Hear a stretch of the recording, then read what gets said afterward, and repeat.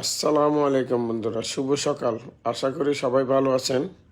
ব্রিজের প্রথম অংশটা একটু সুন্দর লাগতেছে না? একটু যাওয়ার পর থেকেই খুব সুন্দর লাগবে। এবং ব্রিজের শেষ অংশে এটা হচ্ছে যে আপনার নতুন ব্রিজের মোড় থেকে একেবারে এটা কি বলে মজ্জারটেকের পর্যন্ত ভিডিওটা লাস্টে ব্রিজের পার হওয়ার পরে লাস্টের অংশটা খুবই সুন্দর লাগে। আপনারা ভিডিওটা একটু শেয়ার করে দেন, লাইক কমেন্ট করেন, যাতে অন্যরা দেখতে পারে। কারণ ভিডিও হলে পরে আমি পরবর্তী ভিডিও আপলোড দিব। তো যেটা বলতেছিলাম, এটা হচ্ছে যে চট্টগ্রাম কর্ণফুলী নদীর নতুন ব্রিজ বলে থেকে আমরা, শাহ আমানত সেতু ছিল নতুন ব্রিজ, কক্সবাজার যাওয়ার মাধ্যম দুইটা আছে।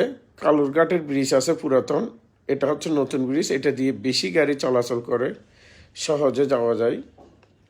তো এটা ডান পাশে হচ্ছে যে বঙ্গোপসাগর, এই নদী দিয়ে গেলে বাম পাশে হচ্ছে কালুরঘাটের ব্রিজ।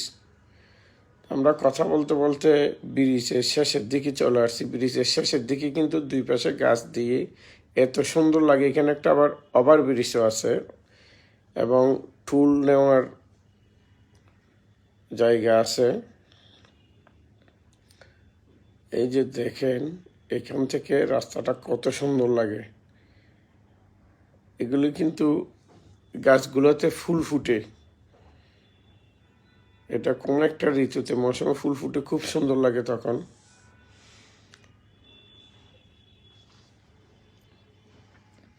দেখেন বন্ধুরা, ওই যে দূরে দেখা যাচ্ছে একটা সবুজ বিল্ডিং, এগুলো হচ্ছে করসিং বলি আমরা আর কি, করসিংয়ের আগে।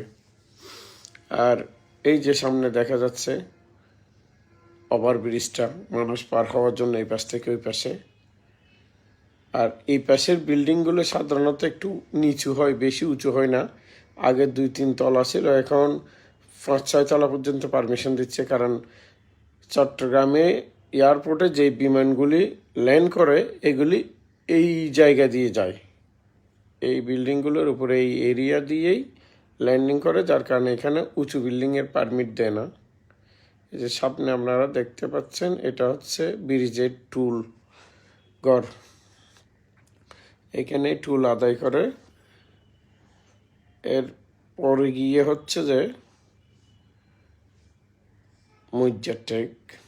ওই যে সামনে দূরে একটা গোল চত্বর দেখা যাচ্ছে, ওটা হচ্ছে মজ্জারটেক। ভিডিওটা কেমন লাগলো আপনারা একটু জানাবেন, লাইক শেয়ার দিবেন। এই যে মজ্জারটেক, এরপরে হচ্ছে যে একটু দূরে আছে যেটা করসিং বলি আমরা, মজ্জারটেকের